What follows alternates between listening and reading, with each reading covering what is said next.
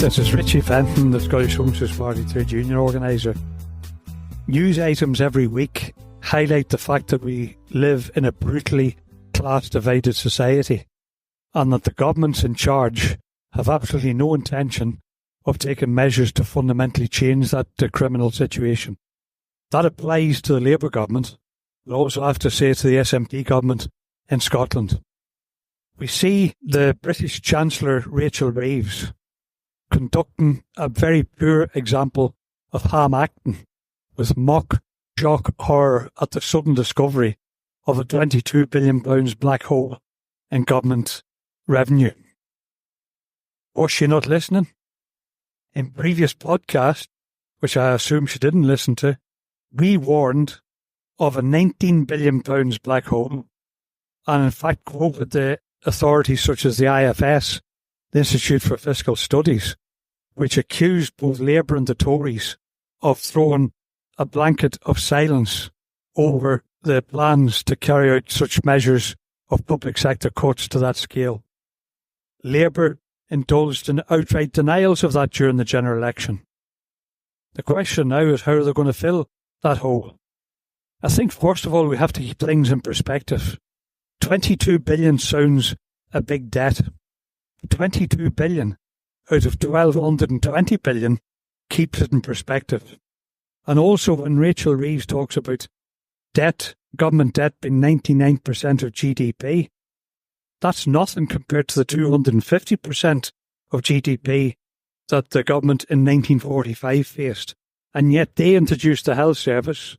300,000 houses, council houses a year were built.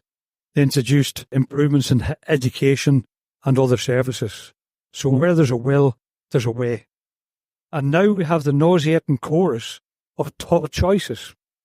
That's a phrase that's in common between the British and the Scottish government. The Labour government are always going on about tough choices.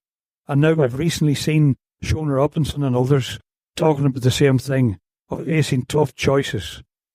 And really the choices that they're talking about is being tough in punishing the working class and giving the rich the choice to continue with their lives of leisure without it being in any way touched or interfered with. They're punishing working class and indeed lower middle class people in the interests of the bankers, big business and billionaires, which is again no surprise to the Scottish Socialist Party, because after all Labour's manifesto was boastfully mentioned as having the fingerprints of the bankers all over it. Again, Rachel Reeves' words. We warned of Labour being the continuity Conservatives, and now we see them bringing that about in practice. As we expected, they've refused to abolish the bedroom tax, which impacts 100,000 Scots. And even if the Scottish Government mitigates the impact of that on housing benefits and universal credit for that 100,000 people, then the consequence is cuts in other sectors of services. Labour have refused to lift the cap on benefits, the two-child cap, at the same time as the no cap whatsoever on bankers' bonuses. In fact, Labour MPs celebrated after the vote to continue with the Tory two-child benefit cap. That affects 80,000 kids in Scotland, and if it was abolished, it's reckoned it could remove at least 300,000 children in Britain out of poverty. It would only cost about £3 or £4 billion at most at a UK level, and that's peanuts compared to what they're spending on defence, which has been increased as a share of government expenditure. There's no cap being put on care costs. There was demands and promises of capping it at £86,000. That's been reneged upon, and Labour is now feeding the profits of private sector care companies, some of whom have their headquarters in the Cayman Islands to dodge tax.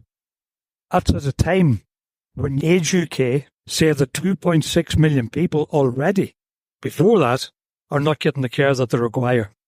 And of course, the Labour government have just announced that they're going to deny winter fuel payments to about 10 million pensioners. And disgracefully, the Scottish government have followed suit, that they're going to carried out in the same fashion of means tests, denying vast numbers of that to benefit at the very time when energy prices are about to go up by 9%, with further increases expected in January. The government actually, in my view, will have blood on their hands this winter. Cold blood, the cold blood of pensioners dying of hypothermia, because they prefer to prop up the profits of the energy companies compared to actually assisting working class people, pensioners included, who face the consequences of that energy profiteering. And of course, Labour have issued endless weekly, maybe daily, dire warnings of the budget in October involving tax cuts and public spending cuts at the same time. And they're now using the age-old trick of blaming workers for those measures being necessary. They're trying to blame workers who've gained a very slight pay increase or pay offer in recent weeks for the fact that they're going to carry out cuts to services. That applies to the Labour government and also it applies to the SNP government.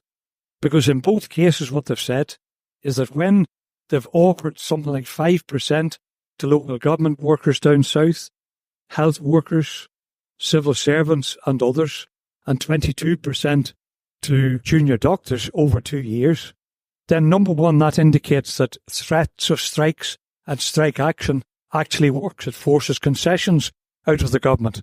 But number two, it doesn't even match the loss of earnings over the last 10 years for the workers. And the same applies in Scotland when it comes to the bin workers or local government workers in general who are currently balloting over and over, which is allegedly an average in 4.2% of an increase. But what do the government say in offering those slight concessions? They say that they're going to have to fund that by carrying out cuts to services. There's already savage attacks on services. There's non-filling of vacancies. There's voluntary early retirement. There's voluntary redundancies. There's non-filling of vacancies and so on. All of which is causing services to collapse at the seams. And the tough choices that these governments are talking about don't seem to include the tough choice of tackling the profits of the billionaires and big business, or tackling the obscene levels of wealth of individuals, the 1% in society. They constantly bang on about this idea that there is no money. That is a falsehood, to put it mildly. It's completely distracting people from the fact that there's plenty of money around if it is brought into public hands and into the use of society, instead of being in the hands of a tiny handful. The richest 100 families in Britain increased their wealth by 50%, by half, in the last 5 years. How does that compare to the incomes of workers? The richest 10 people in Britain increased their wealth from 47 billion to 182 billion from the period when the Tories came into office until they were recently kicked out. Examples of that is Jim Ratcliffe, who's busy trying to sell his jobs in Grangemouth, and he bemoans the fact he's had a slight dip in his wealth in the last 12 months because the poor man only now enjoys wealth of £23.5 billion. There's plenty of money around. That £23.5 billion, by the way, compares with a block grant from Westminster to Scotland of about 40 billion. So one man gets more than half the entire Scottish population gets from Westminster. The richest 350 people in Britain right now have wealth between them of nearly £800 billion. That's an example of the fact there's plenty of money around.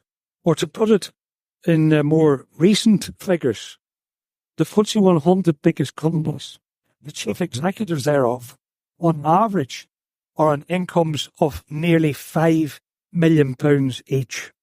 Examples: AstraZeneca has vastly boosted its profits because of the COVID health crisis and other things, and their chief executive is on just short of £17 billion. BAE Systems makes vast sums of money out of war, out of genocide in Gaza, amongst other things, and their chief executive enjoys an income this year of £13.5 million. It's obscene. It's disgraceful when you consider the fact that there's people who cannot afford to live, approximately 1 million in Scotland included.